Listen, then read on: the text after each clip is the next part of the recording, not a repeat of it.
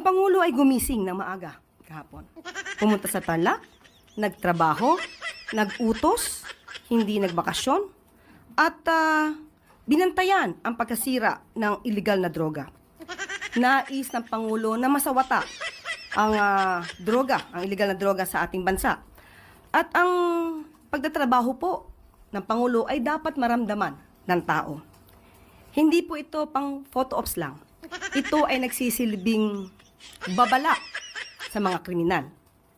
At nagsisilbi rin po itong inspirasyon sa taong bayan na nagdanais na masawata ang illegal na droga. Mas maganda po siguro talaga na pasinayaan at makita mismo ng Pangulo ang pagsira sa mga illegal na droga na ito kesa po walang gawin sa mga nawalang illegal na droga sa magnetic lifter. Kailan nga po ito nawala? 2018? Yan.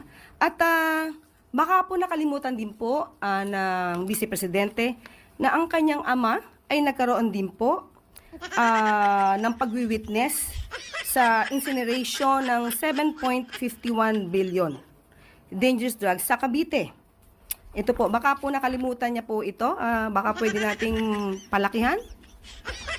Kailan po ba ito? Wait lang. 2020 lamang. So, baka nakalimutan po ito ni Vice Presidente. So, ang pagtatrabaho po naman ay hindi dapat itago. Dapat nakikita ng taong bayan. Dapat nagre-report ang Pangulo sa taong bayan. Putang ina. Yan ang panlaban ko sa mga putang ina ninyo.